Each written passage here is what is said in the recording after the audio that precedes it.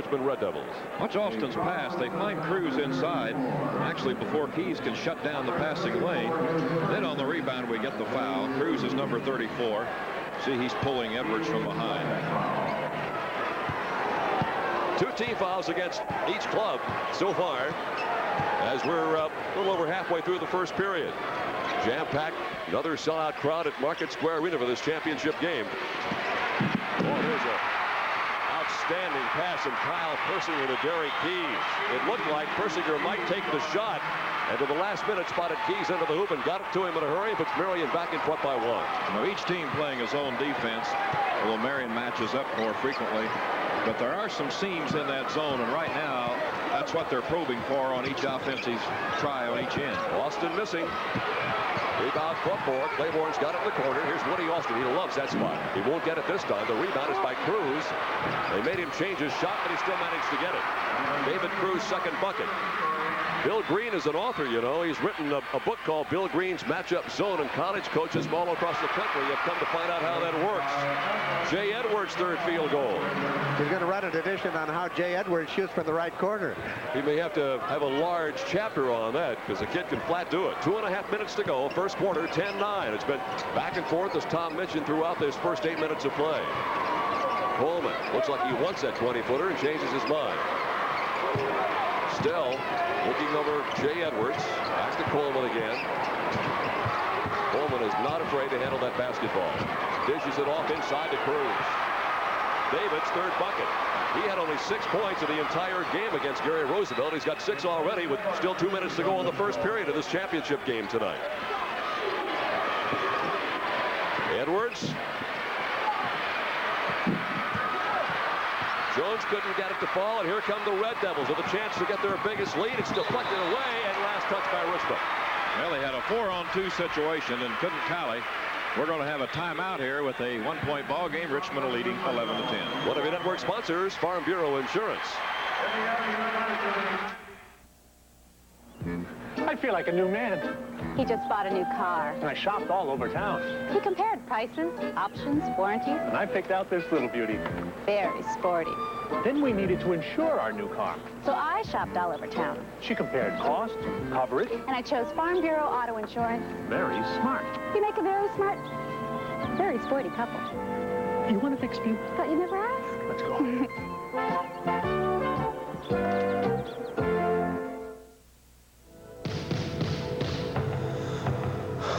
Pepsi Hoosier hysteria is building. Match winning basketball scores and numbers inside Pepsi-Cola products, and you could win one of 10 trips to the NCAA Final Four in New Orleans, or one of 4 87 Olds Calais. Catch Pepsi Hoosier hysteria. By watching tonight's championship game, you'll have a chance at a winning matchup.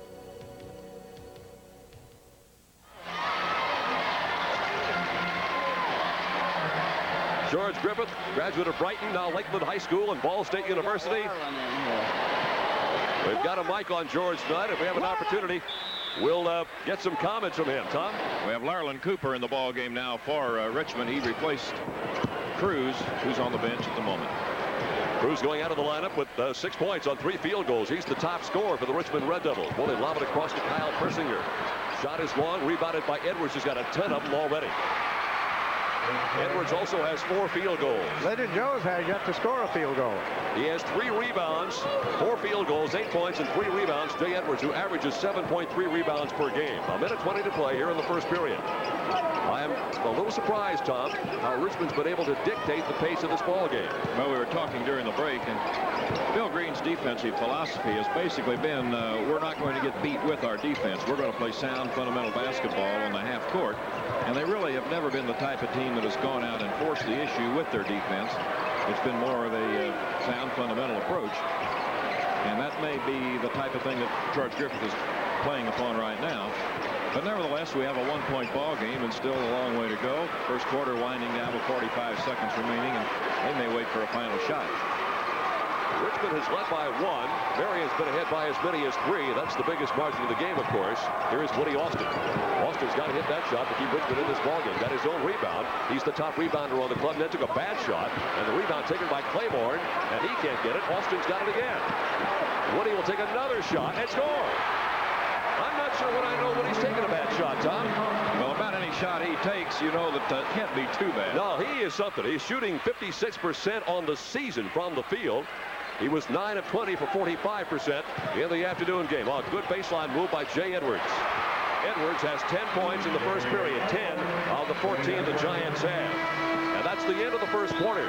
14-13. Marion leads Richmond for the Indiana Basketball Championship. We'll be back in just a minute.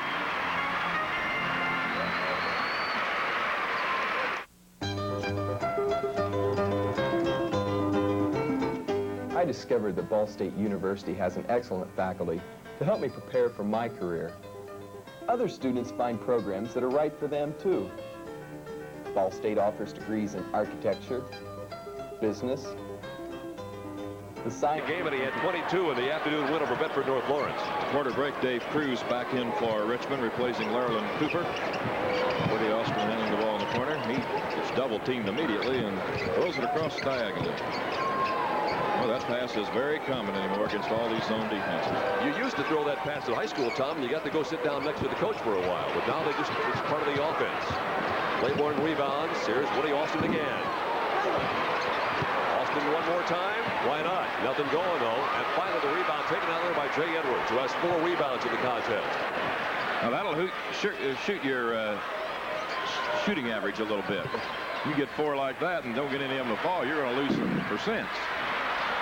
Red shirts underneath the hoop that time, and finally it's Andrew Stell that comes out with it. Coleman, lest you think he handles the ball too much, this is very common. Oh, there's a great pass to the baseline, and David Cruz is Johnny on the spot. Cruz with 8. And Marion's lead is down to 1 again. They've been ahead by 3 on a couple of occasions. And now they lead by 1 with 6.5 minutes to play in the first half. Edwards forced the shot. And finally picked up and scoring is Lyndon Jones. Jones getting his first bucket on this ball game. This afternoon, Marion picked up some valuable ground on Bedford North Lawrence before they pulled away by getting those second shots and making good on them. You know, Bedford North Lawrence didn't have a very good day at the free throw line either. That really hurt him, especially at a certain point in that second period of play. They tried to lob it inside to Cruz and nowhere to go because Eric Ewer was in to command that middle area. 18-15, 3-point lead. Marion with a score here would get its biggest lead of the night.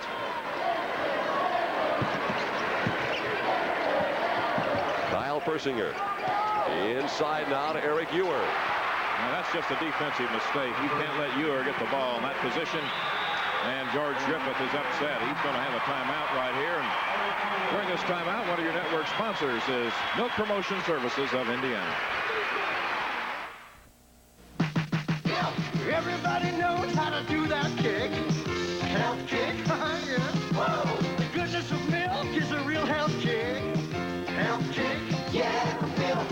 You pour a glass of milk real tall, getting calcium and vitamins and loving it all. Looking good. Come on, everybody. Milk's that kick. Health kick. Do that kick. Come on, everybody. Do that kick. America's favorite health kick. How to start an impressive family art collection. First, find some talented local artists. Then inspire them with Crayola Happy Meal boxes from McDonald's. Every Crayola Happy Meal comes with your children's favorite McDonald's foods, plus an art kit with a McDonaldland stencil and 4 Crayola crayons or a Crayola marker. There are 4 sets in all, a different one each week. With Crayola Happy Meal boxes from McDonald's, it's easy to build a family art collection. After all, you already have the family art gallery. Excuse me, Daddy.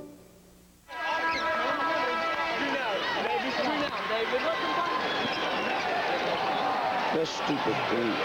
George Griffith in his 5th year as the head coach at Richmond with a record of 91 wins and 38 losses coming into the ball game. A career wins of a record of 244 wins and 102 defeats. He's won 7 sectionals, 5 regionals, and 2 semi-states. And was a state runner-up to these Giants a couple of years back, losing 74-67. Down by 5 now, 20-15. Marion a little more determined right now that they're going to protect the lane. They're not going to let the ball get inside if they can help it. Larry Cooper is back in for Richmond. Rebounded again by Jay Edwards. And a foul coming in from behind on Woody Austin. There have been 10 lead changes in this ball game, and they all came right in a row. Richmond's biggest lead, that was 1 back in the first period. Marion's biggest, where it is right now at 5 at 20-15. Richmond really has to cherish each possession right now due to the fact they're down by 5 and they can't let this thing get out of hand. Lyndon Jones, good position on the rebound for David Cruz, the 6'4" junior starting forward. During the timeout, we could listen in on the Richmond conversation, and George Griffith was really upset with one of his players for not boxing out, not screening out, and he was also concerned about they work so hard and get the ball and then do something dumb with it. I'm not sure that was his exact word, but something to that effect. Well, he wanted Woody to take more time off the clock. He was getting offensive rebounds, but not scoring. Yeah, they're trying to kill as much of the clock as they can. Good defensive play turned in by Derek Keys. Here's the lead to Lyndon Jones. He scores, and he is fouled. Jerry Coleman picks up the foul. Lyndon Jones gets his 6th point. And Richmond's got to be real careful here in the next minute or so. Yeah, they kick it out quickly. Jones has to chase it down. Does so. Coleman comes up from behind. Makes contact. The basket good. 6 points now for Lyndon Jones. And Roostel returns to the lineup. Going out will be 34. David Cruz with 8 points. 6 of those came on quick hoops in the first period. Lyndon Jones has been the leading scorer for the last 4 games of the state tournament in 1985 and 86. He's also leading in 1987. Well, he has half a dozen points so far in this game. Now he has 7. He has 5 of the 9 points. Marion's put on the board here in the second quarter of play, and he had a terrific afternoon game, scoring 27 points, a couple of rebounds, and that's the biggest lead of the ball game now at 23-15. We've had a 9-2 second quarter advantage for Richmond. Excuse me, for Marion. Richmond having a little difficulty. There's Woody. Oh, he hits those shots. As you said, really his body position wasn't perfect, but he has great follow through and good hands. Well, this is the 4th time Tom and I have seen him play. We should have picked up on that by now, I suppose. He has great hands, hasn't he? He's a super ball player is what he is. So is that young man, Jay Edwards. Marion starts an all-senior lineup with Jones and Edwards at the guards, and Ewer in the middle, and Persinger and Keys at the forwards. Richmond with a couple of juniors, Woody Austin and David Cruz. In fact, George Griffith has already talked about Woody Austin for Mr. Basketball candidate for next year. 25-17. Back to the 8-point lead for the Marion Giants with 3:35 to play here in the half. Well, they're starting their offense way back near the timeline this sequence. Still trying to maintain the control of their tempo. Here's the steal. Here's Lyndon Jones for the Snowbird. Jones with 7 in the period, 9 for the night. That is a 10-point lead. Well, Marion just forces your offense out around that 3-point NBA circle out there. Let's see if Coleman can bring them out a little further. Jerry Coleman's first 2 points of the game, and they need scoring from him and Woody Austin. That was a big basket. They needed a basket at that particular point in time. We'll get a change. 34. David Cruz will come back into the lineup for the Richmond Red Devils, replacing Larlin Cooper, the 6'4" senior, who's the only player off the bench so far for the Red Devils. He did not score in his span of time in the ball game. Now the Red Devils need to play some tough defense and try to stop this exchangement of baskets, because they don't stand to gain much there, obviously. Edwards, baseline, basket will not count if it goes. The foul is against John Claiborne, I believe. The offense is on Woody Austin. Austin and Claiborne were both in the vicinity, and Woody gets tagged with a personal foul. It's 2 on him. Marion has won 5 state championships, or I shouldn't say Marion. Bill Green has won 5. He won 1 in '69 at Washington, then won 4 at Marion, 75, 76, 85, and 86.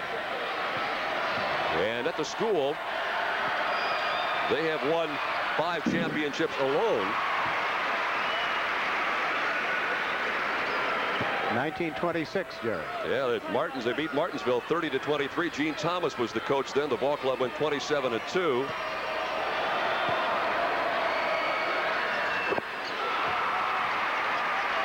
Edwards now with 16. 5 of 5 at the free throw line for Marion as a team. And Lyndon Jones with 9, and only 2 other points have been scored. 4 other points have been scored by Marion. Ewer has 2 and Keys has 2.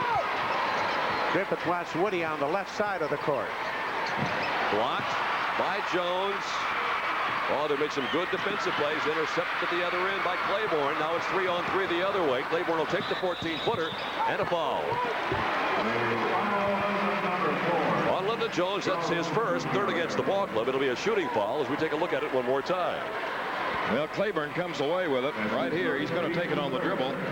You see Austin trying to get in the outside lane to the right, Coleman to the left, but he's going to take the shot. And a shooting foul. He'll be at the line for a pair. This young man, John Claiborne, who averaged 5.5 points and over 6 rebounds a game, was cut from the squad last year. He's a 6'2 senior, second in the ball club in assists and second in steals. And he has his 4th point. He has pretty good anticipation. He does a pretty good job off the offensive board, and as would be indicated by the number of steals that he does anticipate exceptionally well. He had 50 steals coming into this championship game earlier today. Reach-in foul on Claiborne, who got up in a hurry and surely saved a hoop. Richmond trying to put a little pressure with their defense on the Giants, but they break it quickly. Persinger gets in the middle of the fast break attempt, and you saw the foul on Claiborne. 32, fouling number 32, and Derek Keys is the shooter.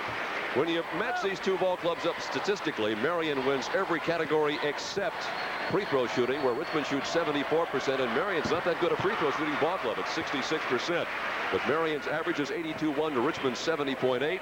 Defensively, Marion gives up 58.2 to Richmond's 59.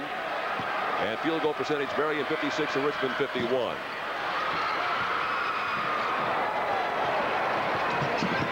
(30-21), a 9-point lead, 2:05 to go in the half.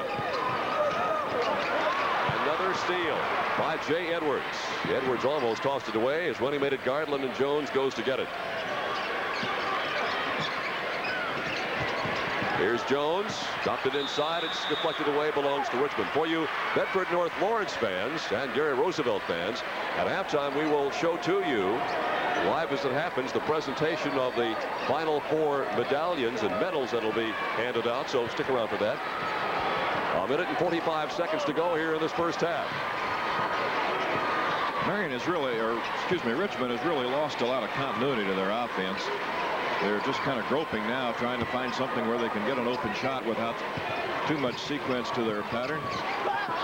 Woody Austin shot, tipped away, picked up by Persinger on the near side. Richmond gets back in a hurry, and Marion throws it away. Fine block by Jay Edwards at the other end, but they couldn't convert on it. No, and Ewers had a couple of tough passes to handle the last 2 times down. He's gotten his hand on both of them, but they weren't the easiest to maintain possession on. Of course, Richmond played basketball till about 2:30 this afternoon. Marion had about a 2-hour jump on him as far as getting out of here and getting away from the hubbub and resting. Not that it's been a factor so far in the game, but it begins to happen almost every game about this time. Guys begin to wear down a little bit. We're down to a minute to go here in the first half. Austin, yes. Nice play by Woody. He has 8 points.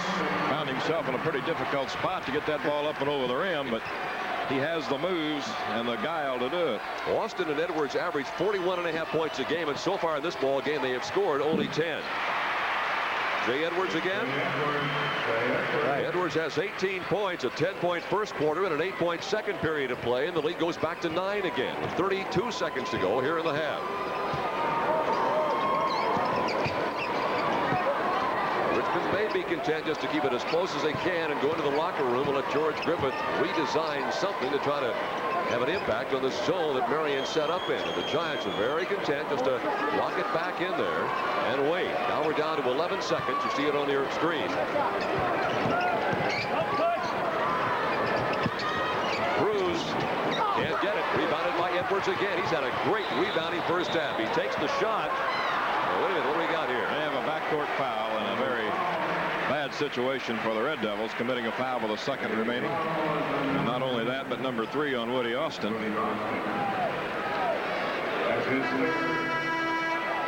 There's Jay Edwards away with it. Number 10 is Austin, and he got caught for that reach around. We are told that Jay Edwards has 10 rebounds in the first half. He had only 5 in the win over Bedford North Lawrence. His average is 7-3. He has 10 rebounds to go along with his 18 points. He's had a ball game already, guys. Well, the Giants have only 5 points out of anyone with the exception of Jones and Edwards. Especially you got Jones and Edwards, you don't need a whole lot You won't more. need them to shoot. That's the end of the first half.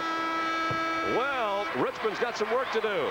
At halftime, 32-23, the Marion Giants lead the Richmond Red Devils. We go for the state championship. One of your network sponsors, Farm Bureau Insurance. We used to have a different insurance company for all our insurance policies.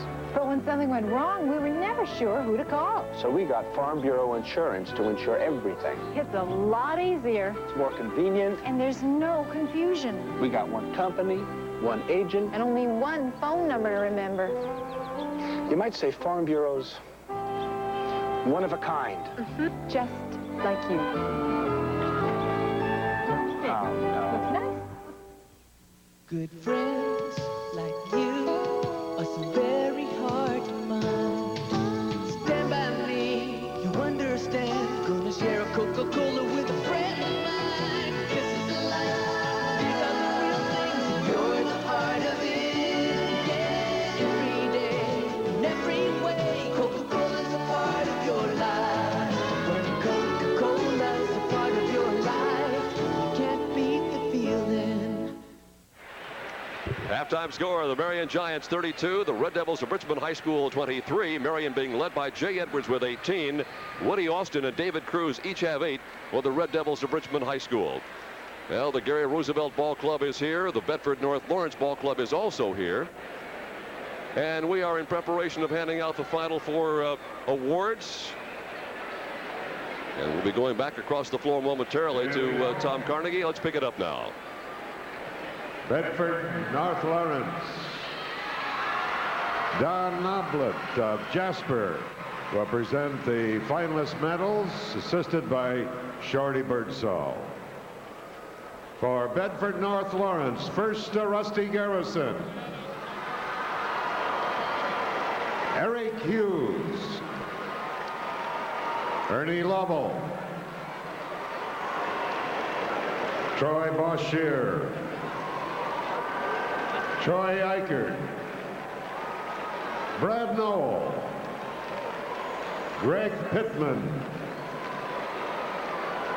Jay Ritter, Jeff Spear, Brent Byrer,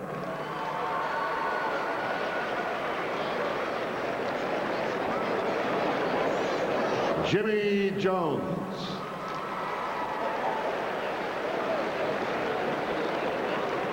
Damon Bailey.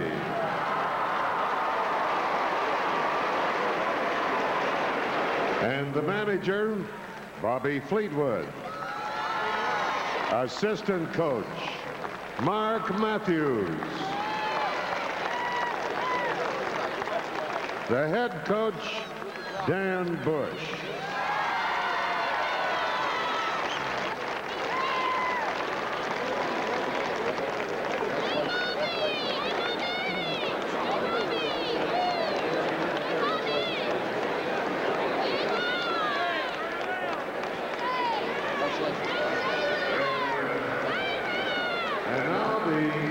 Director, Ray Manis, and finally, the principal, Warren Wagner. A salute now to Bedford North Lawrence.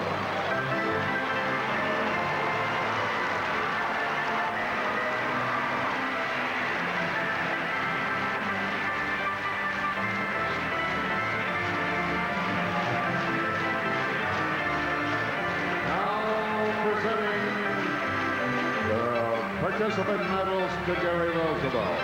Larry Gambiani of Rockville will present the medals, assisted by M.Z. Miller of New Prairie. First to Marvin Ray. Elbert Turner.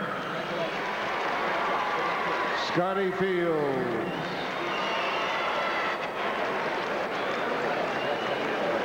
Danny Smith.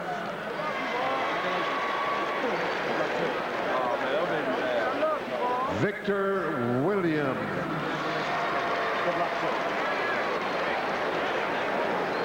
Broderick Jolly.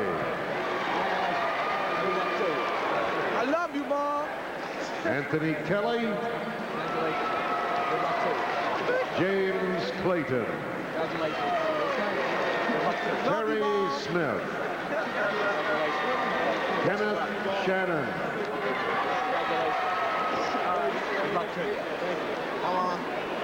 Latrell Reitzel, Michael Pearson, Donald Evans, the manager.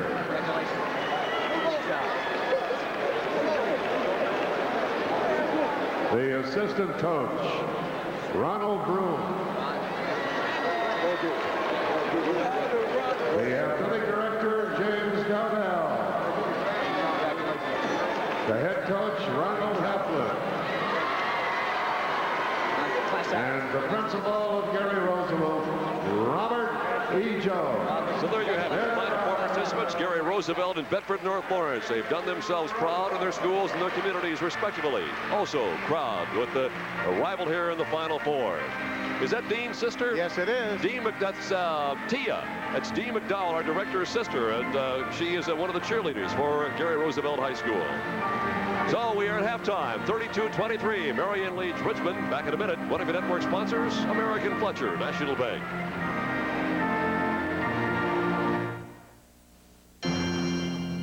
In 1839, in a rowdy frontier town called Indianapolis, Staunton Fletcher had a vision.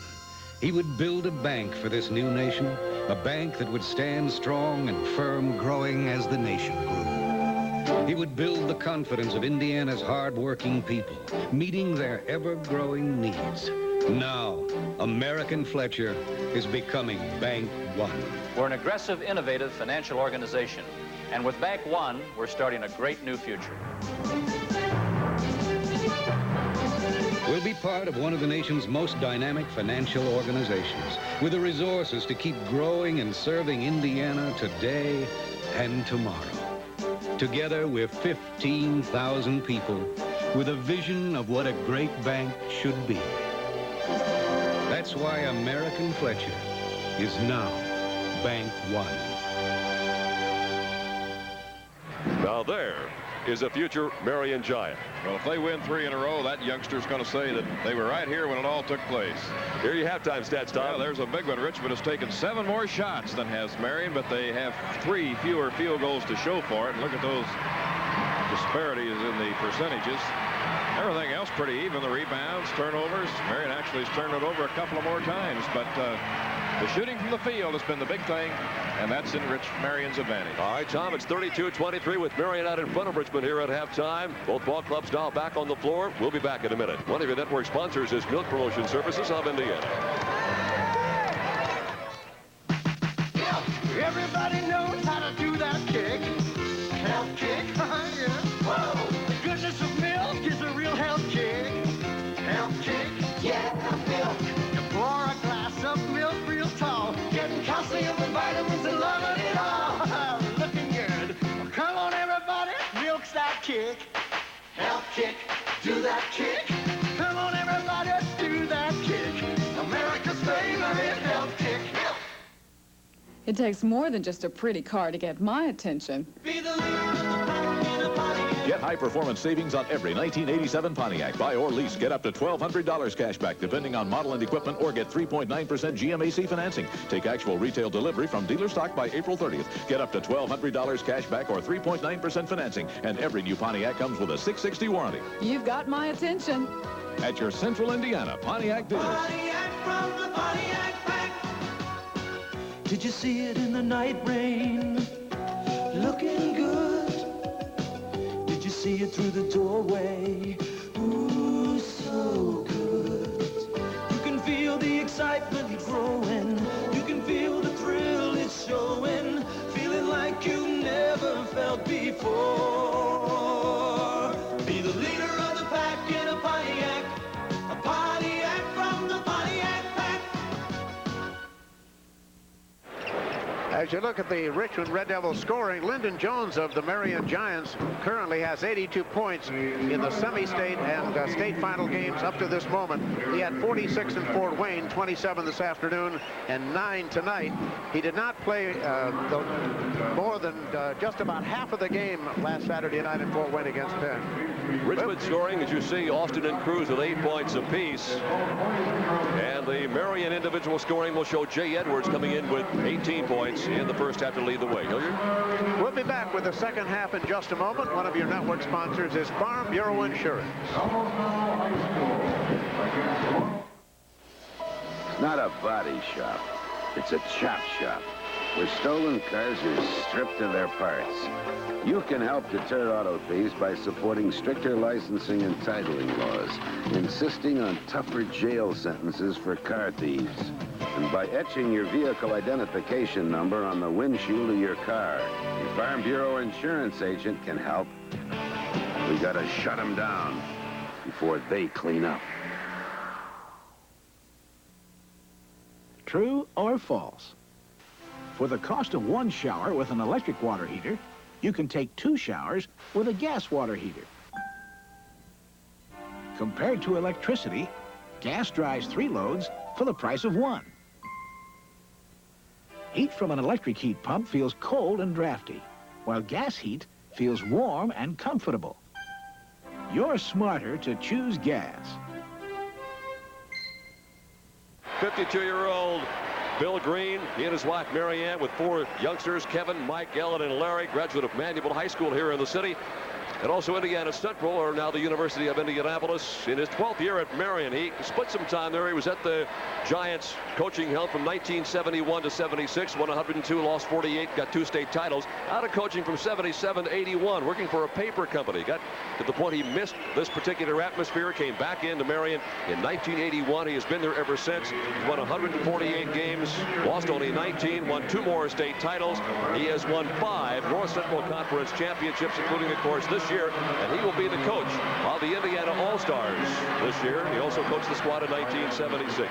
There's not much more, Tom Hession, you can say about that guy. He's done it all. No, he certainly has. He's been a credit to the basketball program at Marion, as well as just the whole state of Indiana's approach to the game has been very exemplified in Bill Green. And, of course, rumors continue to abound that he might make a move into the coaching ranks at the college level this year. That is yet to be ascertained. Second half is underway. Richmond is down by 9. They have been behind by as many as 10 on a couple of occasions in the first half. Woody Austin chops that by 2, and he becomes the first Red Devil to hit double figures. And Tom, they got to have more out of Woody Austin than Jerry Cole. Well, I was just going to say, if they're going to get back, it's going to have to be on Woody Austin's shooting. They did not get any scoring out of Andrew Stell in the center slot, but Persinger didn't score for Marion either. So each club came up 1 scorer shy. There's Lyndon Jones' 11th point of this contest. The Jones-Edwards combination will be heading to Bloomington. And, of course, if you didn't catch it, Indiana was a winner. They beat the University of Nevada, Las Vegas earlier today, 97 to 93. We'll play Syracuse on Monday for the NCAA championship. Wow. Yeah, that was a real job off the board by Keys that time. Gary Keys has 3 rebounds in the game. Here is the steal by John Claiborne. Richmond is going to have to play an almost perfect game here in the second half because Marion is capitalizing on almost every mistake. Rebound will go out of bounds. And the official points toward Marion. Substitution for Richmond. 42, Larlin Cooper comes back into the ball game. He was the only sub that George Griffith used in the first half. He'll replace David Cruz. Richmond may be forced to pick up the pace a little bit, whether they like to do that, but that's one of the penalties of getting behind. You have to do some things that you probably would not like.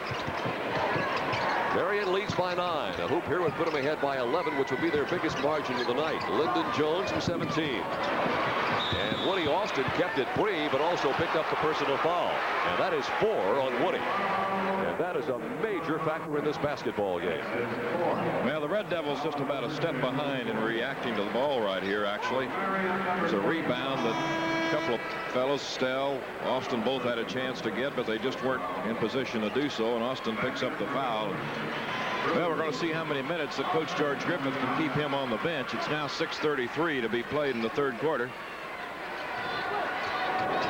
Looks a little bit like the Damon Bailey thing with Bedford earlier today, where Damon got his 4th personal foul. They had to take him out of the ball game and sit him down, and then it was decision time as to when to put him back in that lineup. 36-25, now an 11-point differential, and for Marion that expands their lead to the largest portion of the game. From what we've seen of these two ball clubs and what their experience has been over the year, they just about have to get 40 points out of the backcourt on each club. Marion looks like they're well on the way of doing that with Edwards and Jones, but Coleman only has a basket for Richmond. A block. Here is Edwards, and a near steal at the other end by Jerry Coleman. Yeah, Jones and Edwards so far in this ball game have scored 31, but Austin and Coleman, on the other hand, with Richmond, have scored only a dozen in the ball game. And between them, of course, that's where most of the scoring comes, as they average 41.5 points per contest. 5:55 to play, third period. Richmond has led at one point of this game by only 1. It was back in the first period. They have trailed by as many as 11, and Lyndon Jones now with 13 points expands that lead to 13. And a timeout will be taken by Richmond with 5:39 to play. It is Marion 38, Richmond 25. Let's pause for this message.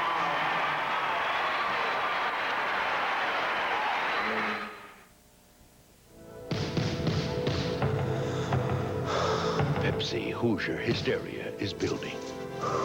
Match winning basketball scores and numbers inside Pepsi-Cola products, and you could win one of 10 trips to the NCAA Final Four in New Orleans, or one of 4. Classic. The first game, the ladies' game, will go at 1:15 next Saturday afternoon. We'll try to drop in some ticket info for you if we have a chance here.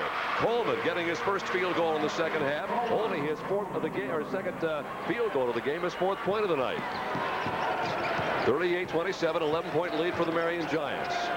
Looking for their 28th win out of 29 ball games. Knocked out of bounds and given to Richmond.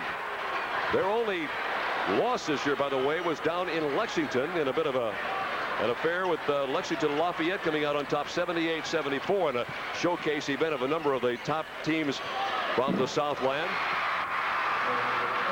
David Cruz now with 10. And it's 38-29. 4 minutes and 55 seconds to play. And this is the third period. And a whistle inside, away from the ball, and the foul is on Richmond. Yeah, it's going to be on John Claiborne. He is trying to play man-to-man against Jay Edwards, and they posted Edwards in a position just outside the lane, and Claiborne really had his arms around his waist pretty good that time, tying him up. I'm not sure, Tom, how you play man-to-man against this ball club for a full 32 minutes in the game. They're just so quick. A turnover. As Edwards went to the hoop, was it Edwards or Jones? That was Jones. Yeah. I think he pounded the ball. Look at Bill Green. He can't. Thought it was a phantom call. He didn't see anything. Sitting alongside Bill is Mel Weissog, and Ray Sims is the other assistant coach. The JV team, by the way, under Ray Sims' guidance, in case you wonder what's going to happen when Jones and Edwards leave, they were 19-1 for the second time in the last 3 years. Jerry Coleman was 6. And that cuts the lead from 13 down to 7. With 4:20 to play, here's a whistle and a foul. And Andrew Stell, is it Stell, Tom? I think it's going to be Claiborne again. If it's Claiborne, that is 4. We'll take a look at it again. It is going to be, yes, it is on Claiborne. He's over the top.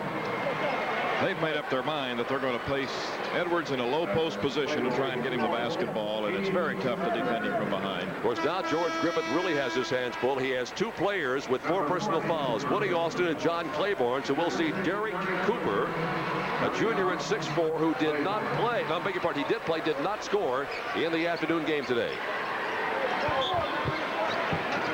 Edwards logging it deep outside to Persinger. And Edwards has got it in the other corner, and he has 22. A set play with a beautiful screen.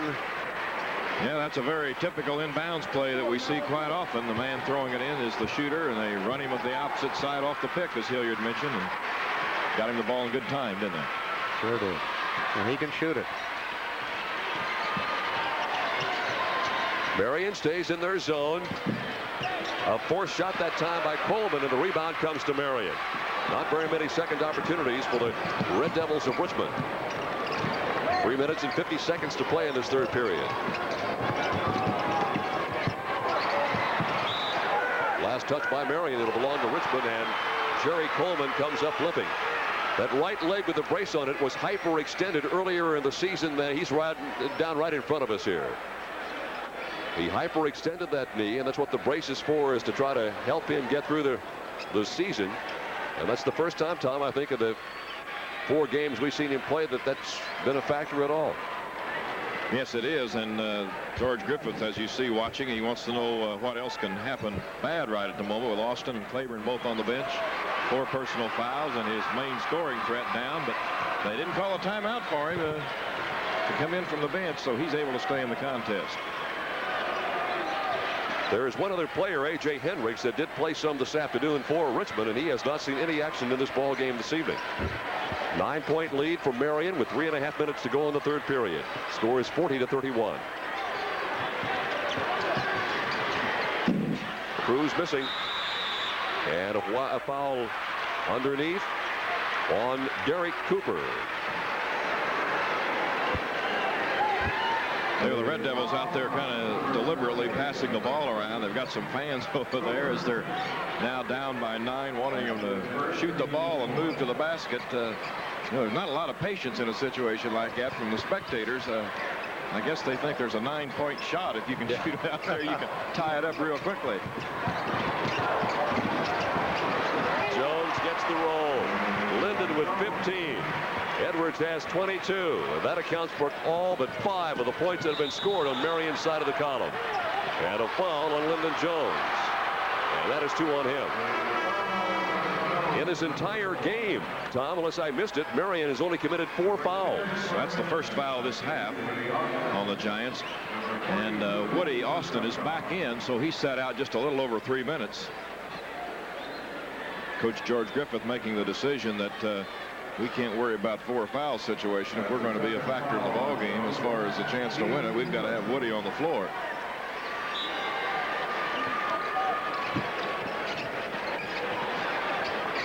Coleman in trouble. Boxed down there by Eric Ewer and Kyle Persinger. They get it outside. Now go back inside to Woody, and Woody may have walked. He did. Marion, as you take a look at it again here, you'll watch the feet shuffle of Woody Austin. Well, he moved them both, just took a little jump. Marion's had a school scoring record this year against Logansport. They scored 108 points in a 108-72 victory. They won their 13th straight regional championship, which is a state record, and they're going for the 3rd straight state championship. And shots like that may get them there. Edwards now with 24. 44-31. Back to the biggest lead of the game. 13 points for the Marion Giants.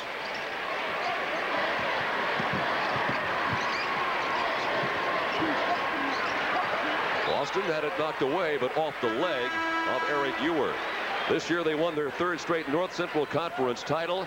They have gone undefeated in conference play in that tough North Central Conference over the last 3 years.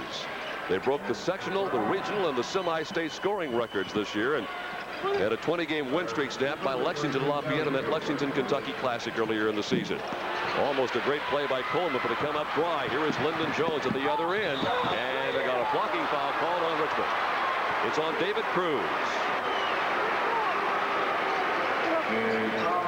Well, Dave Cruz thought he was there in time. Here he is, number 34, moving in on Linden Jones. And Linden goes up, and they call the block on Cruz. He wasn't set.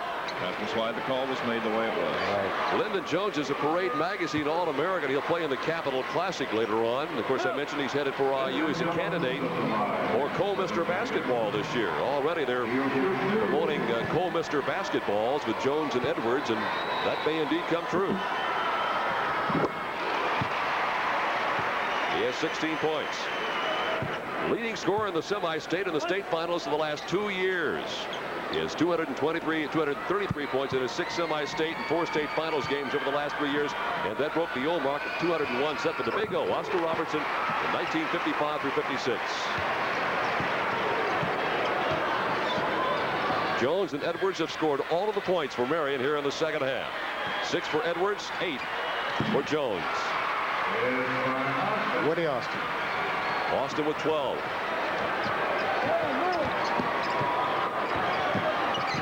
Richmond trailed by 9 at halftime, 32-23. Then Marion extended that lead to 13. Now it is 46-33 again. Well, they've forgotten about the zone now. They're going to go man-to-man entirely. Marion threw that one away, but Richmond's back quickly. So the lead was 15 prior to that last shot. Coleman dishes it off, and Austin gets the layup. Austin and Coleman work well together, but Coleman simply hasn't been able to put any points on the board tonight. He has only 6 points with an average of 18, and he had 19 earlier in the day in the win over Gary Roosevelt. Now the steal.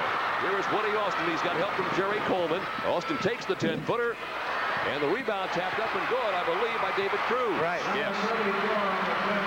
That's a dozen for David. Now it's 37-46, so they come from 15 down to cut the lead to 9. Now the Richmond Red Devils fans get back into the ball game again, and Edwards knocks it home from outside. Boy, will that cool a crowd down in a hurry. Yeah, that just had to be a defensive lapse. You don't leave a man wide open like Edwards on the side. Nobody ever was right up on him. Edwards has hit 12 out of 18 from the floor in this ball game. 12 of 18. Coleman missing. Rebounded long, but back up by Cruz. Short. Rebounded by Edwards again. He's got a ton of rebounds in the ball game. 13.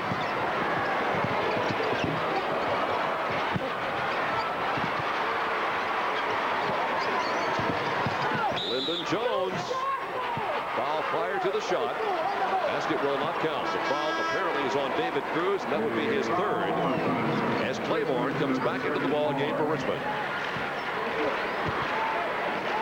Here comes Lyndon around the side, and the play is blown off outside as Cruz made the contact. Good call by the official, and Lyndon Jones, the free throw line, where he's been a perfect 5 of 5 tonight. Final 29 seconds of period number 3.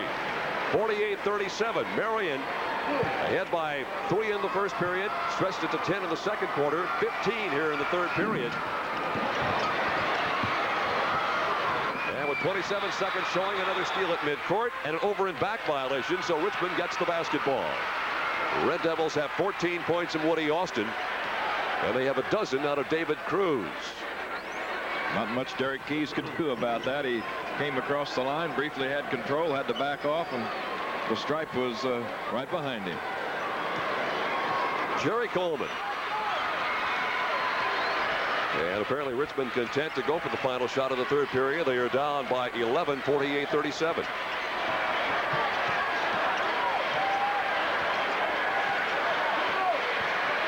Persinger, for a point in time, appeared to be playing man-to-man on Austin, but it's still a matchup zone. Here is a good bat up court, and the shot will not count if it goes.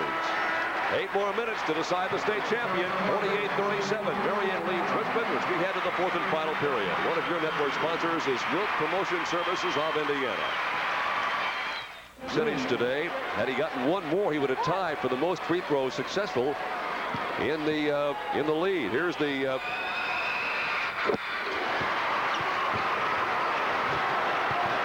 60-54 basketball game. 6-point differential. A gutty performance by Richmond here. Well, it is. This is a big offensive sequence for the Giants. They put him inside nicely. Jones missed it. Got him the ball when they wanted it. Claiborne comes out with it. Now here is Coleman again. Rebounded long, and a foul will be called on 32 Derek Keyes. Basket won't count. That's the second foul on Keyes. There's one shot by Coleman off the back rim. And Larlin Cooper kept it alive for Richmond, throws it back out. In the meantime, we have a foul inside on Keyes. Coleman did hit that basket, but it will not be registered. And Larlin Cooper, another one of the seniors at Richmond, will be at the free throw line. He has yet to score today. He had no field goal attempts and no free throw attempts in the afternoon victory over Roosevelt. Well, these are big free throws because the clock is standing still with 2:23 to go. Rebounded by Austin. Woody came awfully close to getting his 5th personal foul. One of those free throws means so much. The ball club shoots 74%. They were 26 of 35 as a team earlier today. 2 minutes and 5 seconds to play. Marion is that far away from a record-tying 3rd consecutive state championship. The foul is on Claiborne, and that's 5. Well, Well, he tried to keep up with Edwards cutting through the lane, as you're going to see on the replay. Here they come through the lane. Edwards gets it. Claiborne up and over the back. Got him on the arm. John Claiborne has fouled out. And it looks like A.J. Hendricks will make his first appearance in this championship game. Tom was talking earlier about that Franklin Wonder 5. Only other team ever to win 3 straight titles, the Franklin Wonder 5 in 1920 when they were 29-1. In 1921 they were 29-4, and in 1922 they were 31-4. And they were coached by Ernest Grizz Wagner. No other team in the history of Hoosier high school basketball has ever won 3 consecutive championships.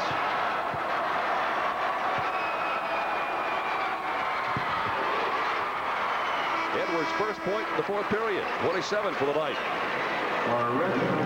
Tom, I remember you and I and Hilliard sitting here last year. They had just won the state championship, and they were already talking about what was going to transpire tonight. What a year of pressure that had to be on these kids. Well, it's not awful. You can come back with a pat hand, as they have done.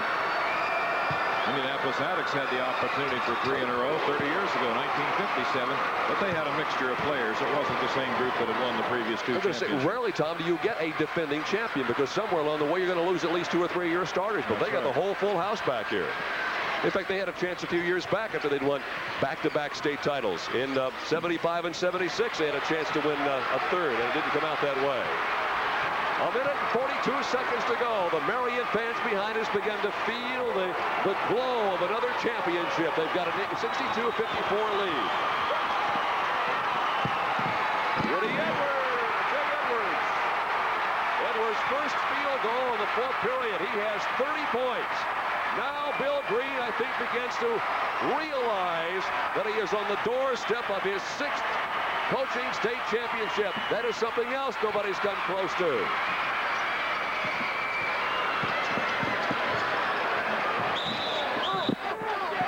And a foul on Persinger. Number 2 on him. Well, Jerry Coleman's still fighting the battle for the Red Devils as he takes the ball inside. He goes around Ewer right here. Reverse layup. Persinger gets him, and he'll be at the free throw line. Well, Hilliard Marion has certainly been the forerunner and has helped the statistics, but we've had a lot of state champions in the last 12 years from your semi-state in Fort Wayne. That's right. That has been manufacturing rather regular state champions. Of course, Marion comes through there, Fort Wayne Northrop in 1974. Warsaw, Plymouth. Right. 14th point for Jerry Coleman. 5'9" senior. Substitution now for Marion. Back into the ball game, Larlin Cooper. Going out is 52. Now this is Persinger. They got Persinger coming back into the ball game. Eric Persinger. And going out is Eric Ewer. 1 minute to play in this ball game right now. And the Marion Giants are about to tie history.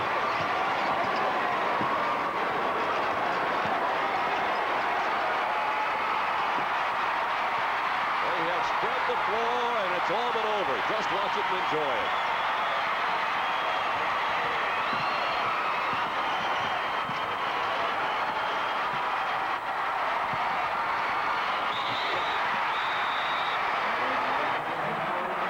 With 32 and a foul.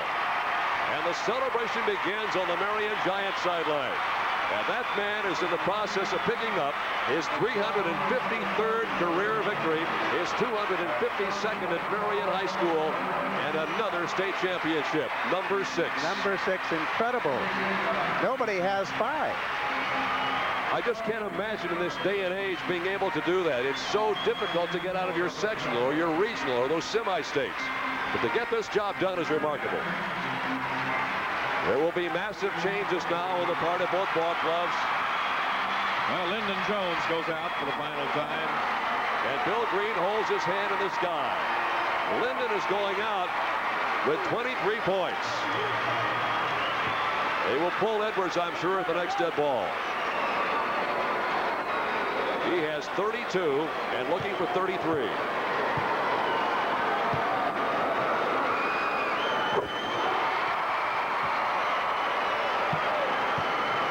seconds to go. Sean Bledsoe with the ball as George Griffith has put some players off his bench on the floor to wind up this ball game. Troy Christopher. Rebounded by Marion. Edwards will take them. 35 points for Jay Edwards. Final 3 seconds. That's going to be all she wrote. It's gone. It's history. The Marion Giants have just tied history with their 3rd successive state championship by beating Richmond 69-56.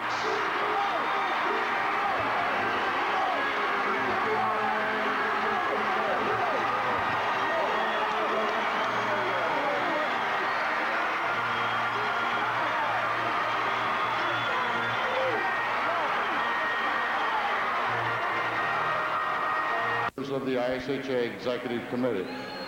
The young man that we chose is an excellent student, ranks 4th in his class, and his principal says for him he has a great concern for others and does a super job with peer counseling. Ladies and gentlemen, we will present this award to Marvin Ray of Roosevelt. Marvin Ray, one of the outstanding guards of the Gary Roosevelt Panthers. He had but 2 points today, fouled out of that ball game in that loss to the Richmond Red Devils. Marvin Ray makes his way to the platform, and he will accept the Arthur L. Trester Award. Our congratulations to him. His coach, Ron Heflin, is alongside on the platform. A proud moment in his young life. We'll be back to meet Marvin Ray in just a moment. One of your network sponsors is Farm Bureau Insurance. He looks pretty happy. I'd like to thank my mom, Coach Heflin, and my team for staying beside me. You know, they've really been pushing me. They come to me for questions. They really made me out of a leader. I'd like to just thank my team and everyone who's been behind me. Marvin, I understand you've been on the honor roll every semester during your high school career. Congratulations. Thank you. My mom pushed me hard. Coach Heflin, my principal, even the players on my team, they look for me for leadership. They really pushed me hard, you know, to get my grades and everything. So I really like to thank everyone. Not just, you know, my mom. I like to thank my team, my community, everyone. I'm told you're going to go to Purdue University. Yes, I'm going to Purdue, and I'm majoring in engineering management. Engineering management? What's your favorite subject? Math and science. This has been a great thrill. I know you would like to win the team championship, but Gary Roosevelt had an excellent ball club. I thought you were outstanding athletes here today. Yes, we've been together since 7th and 8th grade. We always say that our senior year we was going to work extra hard to make it to the Final Four. We played our best. We gave it our all. It wasn't enough, but we'd like to thank everyone for having us down here and treating us as guests, and I'd just like to thank everyone. Marvin, 10 years from today, what do you want to be doing? I want to be working for a Fortune 500 company, probably a big-time manager. You won't have to wait 10 years, I have a feeling. I congratulate you, young man. You're something. Okay, thank you. And here is his proud mother, Lorraine. Lorraine, I'm going to call you by your name, Lorraine, because that's what it is. That's perfectly all right. Congratulations. Tell me your feelings. At this time, I'm quite numb. I'm very proud of my son and proud of all the boys on the team. I'm proud of the tradition that Roosevelt has and that they have helped my son a long way. Is Marvin an only child? No, he has an older brother and a younger sister. She's a cheerleader for Roosevelt. I imagine they're very, very proud too. Yes, they are. Are they all here? I know the cheerleaders. Well, his sister is here, but his oldest brother isn't here. Well, I know that you're very happy, and the only thing that would make it better would be to win the team championship as well as this individual award. That's right, but I am quite satisfied that our boys have worked hard and managed to make it to the Final Four. Well, congratulations to you. Here's Ron Heflin. Ron, you came awful close today. You came very, very close. Right. right, Hilliard. We got beat by a very good ball club, but I'm extremely happy at this time. Marvin has been a leader, and there were a lot of worthy candidates, but I don't think that they could have chosen a more worthy one. Marvin has been an outstanding person since he's been at Gary Roosevelt, and I'm extremely happy for him. Well, I imagine he's modeling himself after you, because I've watched you in the last several years, and I admire you. Right, thank you, but he's going to make more money than I will. I'll buy that. Thank you. Congratulations, Ron. Come back. Jim. Sure will. That was Ron Heflin, and we'll be back at Market Square Arena with more following these messages. I was hitting my shot tonight. You know, when you take your 20-foot shot, we can tell whether it's going to go in, because you start backwards as soon as the ball leaves your hand when you think you're going to make it. Yeah, you know, I was feeling tonight, and everything I threw up felt like it could go in, and I'm just glad it felt like that tonight. Jay, 3 championships in a row.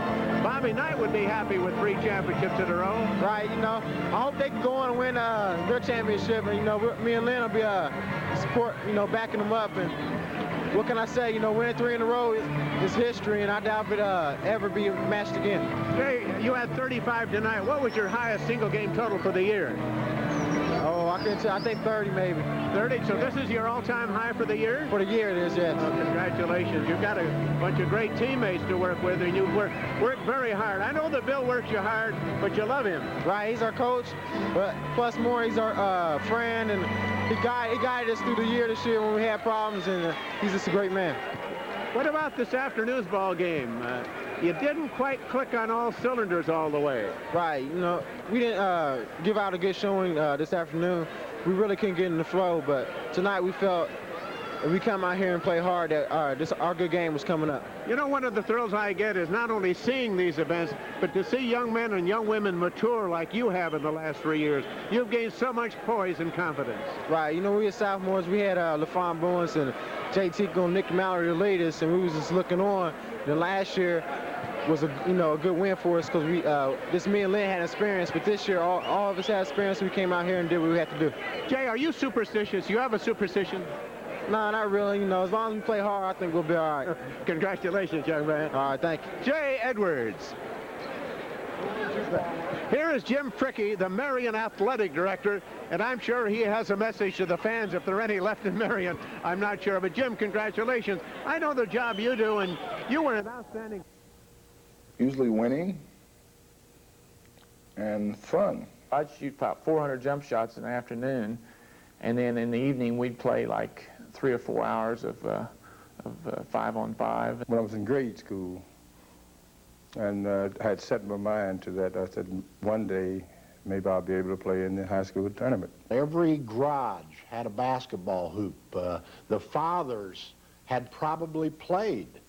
So when you were a little kid, your dad had been a high school player in that town, and he wanted you to get proficient enough in basketball so that you could play for your high school team. The most talked about thing in Indiana every day of every year.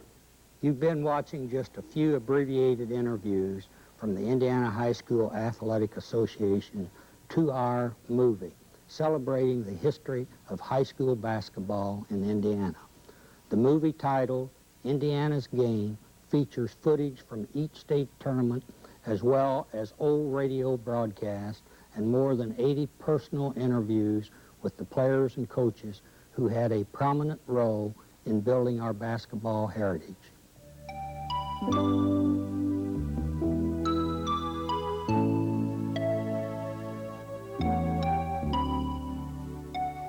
Hello, everybody. Basketball is certainly Indiana's game. During the next 30 minutes, we are going to remember Indiana's game. The Hoosiers love basketball, and basketball has been good to the great state of Indiana. I'm Hilliard Gates, and joining me on this presentation are 2 distinguished guests. First of all, may I present Bob Williams, former sports writer for the Indianapolis Star, a member of the Indiana Basketball Hall of Fame, and now the Sports Information Director of the Indiana High School Athletic Association. And joining Bob and myself, we have Larry Miller, who is the creator of a sensational video cassette. It is called Indiana's Game, and it will magnificently trace the history of Indiana high school basketball for all of its 77 glorious years. So join us as we reminisce and talk about Indiana's game. Bob Williams, you've had a great association with Indiana high school basketball, and I know you've loved every moment of it. Certainly have, Hilliard. It's the high school tournament that everyone in the country talks about, and it's been an extreme pleasure to me in my 40 years of newspaper business and the last 3 years at the IHSAA. It continues to ascend in popularity. It certainly does, and we're getting ready, you know, to watch our 77th tournament, boys state finals tournament, and the girls have just had tremendous success in a short time that they've had a state tournament starting in 1976. Larry Miller of St. Louis and Philo Films, creator of this magnificent effort. I've seen Indiana's game, and it is truly a magnificent history of Indiana high school basketball. I congratulate you. Thank you. The key, of course, is that actual history more than the movie itself. And what we did in the movie Indiana's Game was to use the actual footage to try to recapture the magic that those generations of Indiana boys and girls have brought to this state. You know, basketball is Indiana's game, but more than that, it's a way of communicating the values of Indiana's way of life from one generation to the next. And I think in the movie, yes, it's nice to see these great players play. In fact, it's special. But more than that, it's nice to summon up the memories and feelings of each era from 1911 to the present. We look forward to some of those experts. Thank you very much, Larry. Thank you, Bob. We'll be back with the remaining thrilling moments of this presentation following the game. The real heroes of the great story that is Indiana high school basketball. To order Indiana's Game, send $35 for each cassette to IHSAA Movie, 9150 North Meridian Street, P.O. Box 40650, Indianapolis, Indiana, 46240, or call 1-800-44... Those sensational wizards of basketball, the Harlem Globetrotters, are back in town and ready to razzle-dazzle Indianapolis. Friday, April 3rd, 8 p.m. at Market Square Arena. WTTV Channel 4 is teaming up with the Globetrotters to offer girls and boys 12 and under a special $2 discount on tickets. So don't miss your chance to laugh with those wacky court gestures, the Harlem Globetrotters, and save $2. All from your friends at Channel 4. The fun begins Friday, April 3rd at Market Square Arena. Real dairy foods or just glossy imitation? Don't get ripped off. Always look for the real seal. It's your guarantee of real dairy foods. Look for the seal and know it's real. It's comedy that shoots from the hip. I can't get all worked up about guns and shooting. And you call yourself an American? Carter Country, weeknights at 6:30 on WTTV Channel 4. Mr. Case had us in the dressing room, and he said, well, we did win the state championship. Bob Williams, Jay McCurry was a champion at many levels. Certainly was, and that team in 36 was one of the all-time great state champions. Everett Case, the coach, coached 4 state championship teams at Frankfort, all at Frankfort. And Glenn Curtis and Everett Case were the first 2 coaches to coach 4 state championship teams. McCreary also was a member of the 1940 NCAA championship team at Indiana University, and then won a state high school championship later at Muncie Central, so he really had a great career. Bob, they beat Fort Wayne Central for the championship, overwhelmingly, as a matter of fact, and Central had an outstanding player by the name of Steve Sitko that went to Notre Dame and later played quarterback. He certainly did. He was one of Notre Dame's all-time greats. Of course, on that same Frankfort team was Ralph Vaughn, who later became an All-American at Southern Cal, so it was a great championship game, no question about it. Frankfort, one of the few teams to play a tie game during the season. Larry Miller, how does the videotape cassette handle the Frankfort team in 1936? Well, that whole era, we were just starting to get film, and there wasn't a lot of sound film coming in. It was really, that was the 30s was a great decade of great movie advancement. We tried to capture the feelings of what it was like to grow up in that era, and the way we did that was Jay McCreary had some footage of the Frankfort team practicing during the summer in full uniforms, and I thought that gave a sense of just how good a coach Case was. And we took a song composed by an Indiana native, Hoagie Carmichael, called Old Buttermilk Sky, and we put the 2 of them together. Old buttermilk sky, I'm keeping my eye peeled on you. What's the good word tonight? Are you gonna be mellow tonight? Old buttermilk sky, catch to see my little donkey and me. Oh, we're as happy as a Christmas tree, heading for the one I love. I'm going to pop her the question, that question. Do you, darling, do you do? It'll be easy, so easy, if I can only bank on you, oh, buttermilk sky. I'm telling you why, now you know. Keep it in mind tonight. Keep a brushing those clouds from sight. Oh, buttermilk sky, don't you feel me when I'm needing you most. Hang a moon above her hitching post. Hitch me to the one I love. You can if you try, but don't you tell me no lie. Or will you be mellow and bright tonight, oh, buttermilk sky.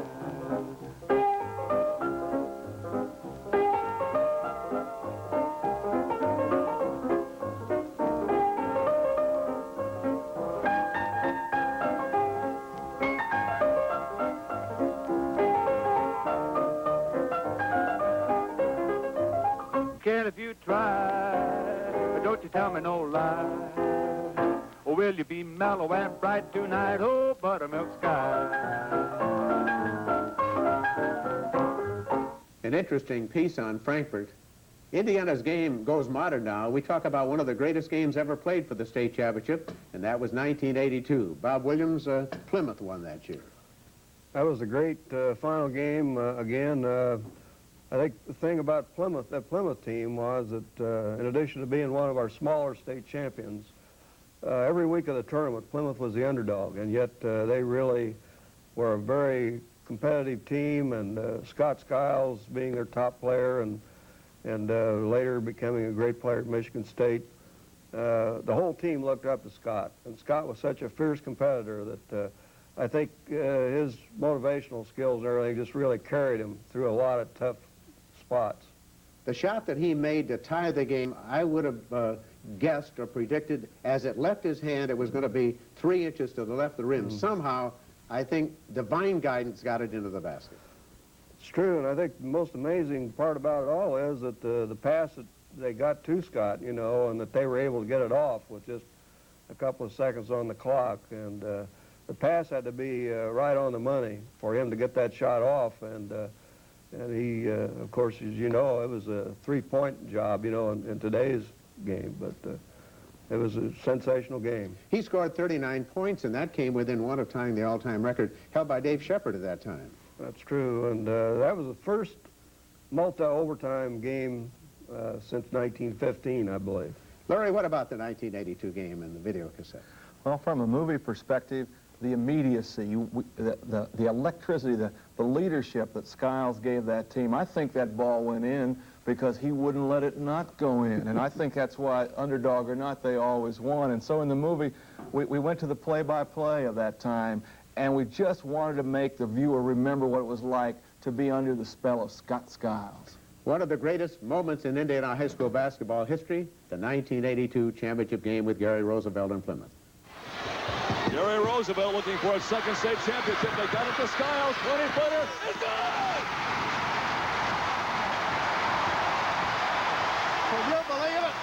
Scott Skiles hits it at the buzzer, and we go to overtime. And it's a 4-point lead for Roosevelt in overtime. 1:51 seconds to play. 64-60. Gary Roosevelt out in front. Skiles inside. Great move down the lane. Give the hoop to number 50, Jamie Johnson. And for Jamie, his first 2 points of the entire game.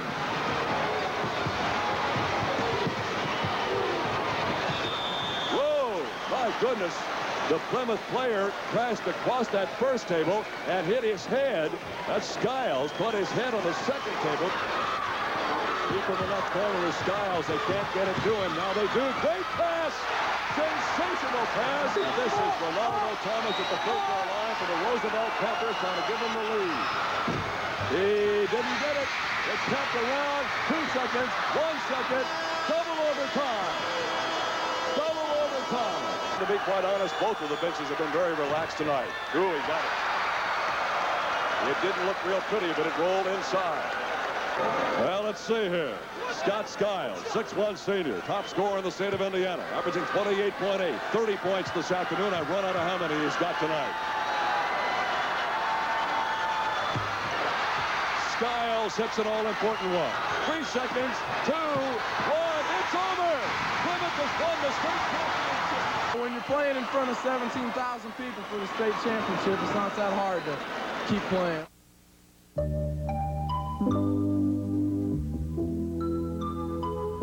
Indiana's Game, a feature-length film starring the real players, the real coaches, the real heroes of the great story that is Indiana high school basketball. Footage of memorable moments throughout the years and interviews with the people who made them happen. This is the true story of Indiana high school basketball. This is Indiana's Game. Available now on video cassette. Call 1-800-447-4700, operator 222. There were two twins, Harley and Arlie Andrews. In 1955, we played for the first time in the history of Indiana that two black teams played for a championship. Indiana's Game, the real heroes of the great story that is Indiana high school basketball.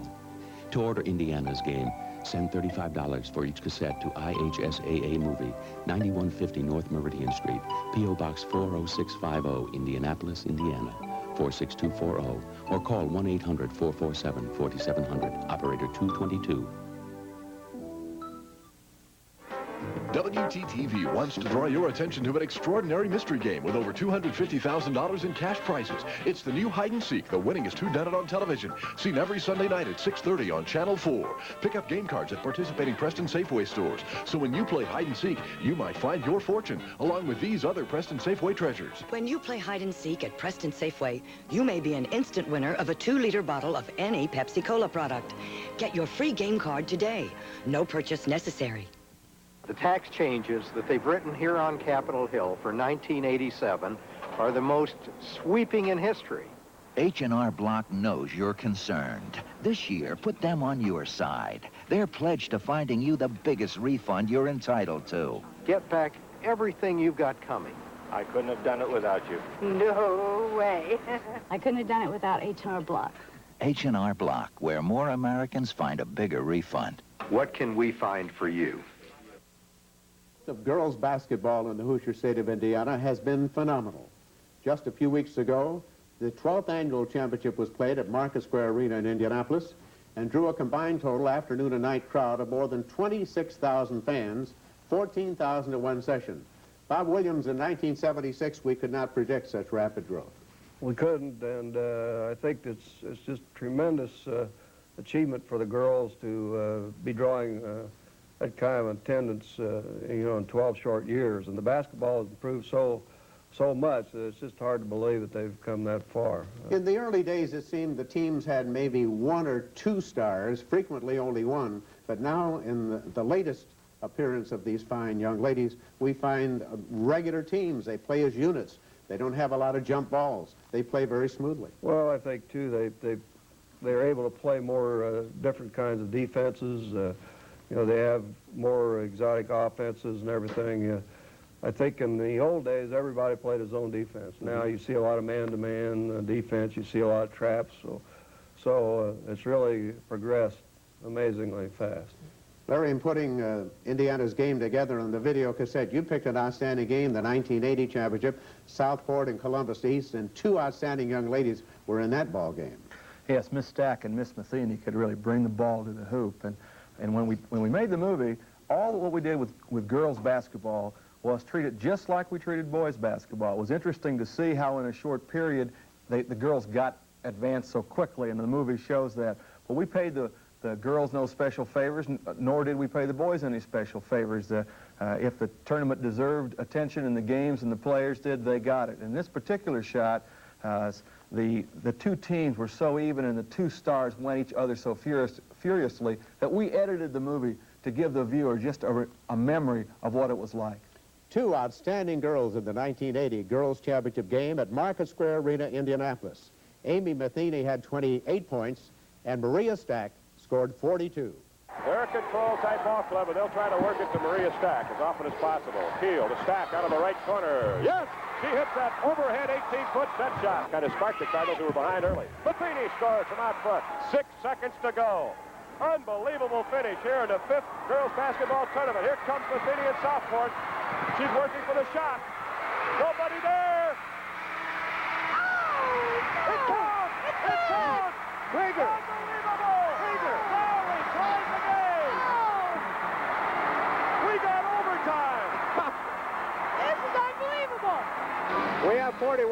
for Maria Stack. Is that what you had, Joe? That's right. 19 in the fourth quarter. Lowry got the tip. Southport now has a chance to take the lead. Matheny fires. Good! This is ebbing and flowing. Mallander's free throw. Oh, she hit a big one. She is a 55%er. That's her third point, her first free throw attempted today. 62-58, Southport leading by 4. This would be a very big free throw if it goes. She got it. Columbus East. And Thornton. Richline shoots. She got it. Free throw is good by Jatha Harrison, who just checked into the lineup. Her first point today. And what a thrill it's got to be for this 5'5" senior to score in overtime in a winning championship game. 66-61, 14 seconds to go. Harrison again. The Southport Cardinals are the 1980 girls basketball champions of the state of Indiana. Remembering Indiana's game, we go out in a blaze of glory because here comes the 1954 state championship, the game between Milan and Muncie Central.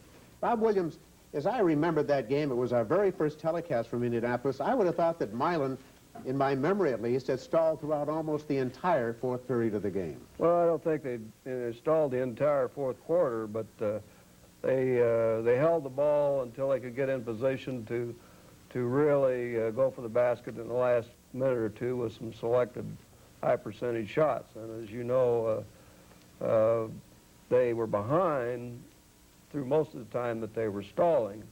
So this is a thing that really created a lot of attention, you know. Why did they stall when they were behind and things like that. But uniquely, of course, Indiana basketball doesn't have the class system, and this is the best argument against the class system. Well, it certainly is, and I don't think our tournament or Indiana basketball would be near as big as it is with any other system. I'm not sure that the one-class system would work for anybody else, but our tradition has been such from the very beginning that I don't think we could do anything else. Larry Miller, Bobby Plump is immortal in the state of Indiana. How do you treat the Milan-Muncie Central game? As the way you should treat a hero and a myth. You should tell the story fully and carefully. No state tournament game, no year gets more attention in our movie, Indiana's game, than the 1954 tournament. And we try to capture the feeling of it. We show you lots of the tournament, lots of people remember it. You know, Indiana basketball really is myth in the best sense. It's a true story, and it's about heroes, about people meeting obstacles and winning great triumphs. And that's what this section of the movie about is one of the greatest sports triumphs anywhere, anytime. I echo those sentiments completely, so hold on to your seats. Milan versus Muncie Central, 1954. 4 minutes left in the ball game. The score, Muncie 28, Milan 26. And Bobby Plump holds the ball. And I believe we'll probably have a timeout here in a minute. We're down to 3 minutes and 40 seconds. 28-28. Question is good. It's 29-28. As Bobby Plump gets ready for the next one. In the air, good. 30-28, a 2-point lead for Milan. Ball's brought down court. Broken up by Milan. Milan breaks it up. As Plump starts to bring the ball down over the 10-second line. Plump takes it over. 1 minute and 29 seconds. Milan leads by 2 points. As it goes over to Bobby Plump. Plump with Milan dribbling around out in the middle. Trying to get through. Bobby Plump keeps dribbling around. As he brings the ball out, down it goes to White. 1 minute and 13 seconds. Plump has the ball for Milan, gives it to Ray Craft. Craft goes down in, under, shoots, and misses with a shooting out. 1 minute left in the ball game, 30-28. Has the ball going to Muncie. Muncie has the ball over on the side to Hines. Hines holds the ball in the corner, and it's broken up, but retrieved by Barnes. Start off, Flowers, shoots and scores. Score tied, 30-30. He's dribbling around 10 seconds, 9 seconds. Bobby Plump dribbling 6 seconds. Plump going down, jump, shoots from the circle, scores! Now 1 second, the game's over.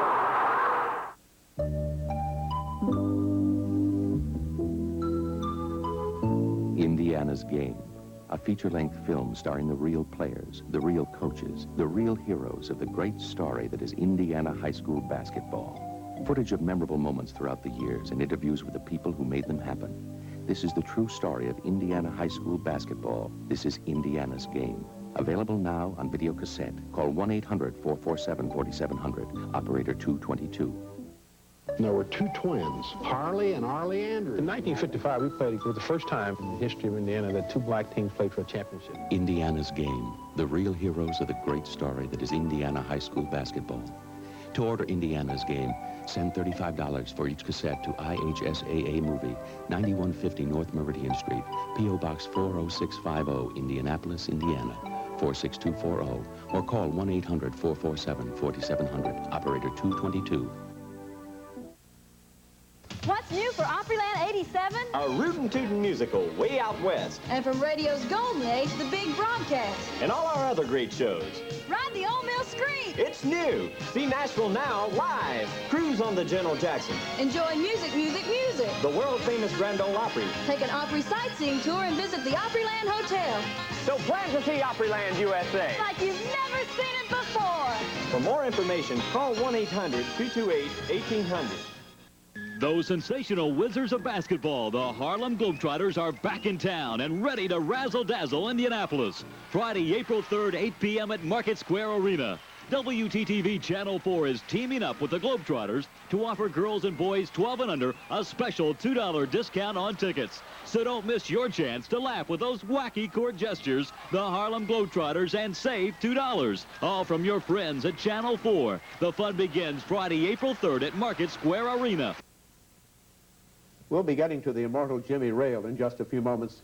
Bob, you've sold many thousands of cassettes already. We really have, and we've had phone calls and mail orders from all over the country, from almost every state, even from Hawaii and Alaska and Canada. Larry, you interviewed more than 80 people to make this video cassette. You must have an insight about Indiana high school basketball and the people who have made it famous.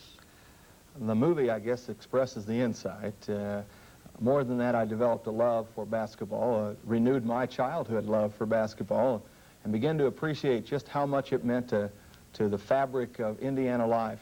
You know, there's a very special way of living in Indiana, and it's been passed from generation to generation in the 20th century, almost because of basketball. It's something that people in Indiana do together. It's a way they celebrate the things that are important to them.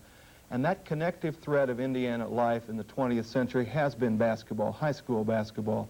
And that's the theme of the movie. The movie celebrates that connective thread and the generations and generations of Indiana boys and girls who have grown up and passed their love and their values along to their children. That's what the movie is about, Indiana's game. And I think that just the poetry of the movie can only hope to represent the poetry of life in Indiana. You know, you take a guy like Jimmy Rail. Now, Jimmy Rail was a poet like so many other great basketball players, male and female, on the basketball floor. But you know, he also became the poet laureate of Indiana's Game, the movie, because he was able to express in the movie his feelings of how greatness was nurtured, the hopes for greatness were nurtured in the minds of every Indiana boy and girl. Now from Kokomo, Indiana, Jimmy Rail. Some kid going home at night from a outdoor court somewhere, raggedy pants on, maybe a shirt half ripped, and dribbling the ball, hot, sweaty, dirty, heading home, probably some little house somewhere. Got a dream of being Mr. Basketball.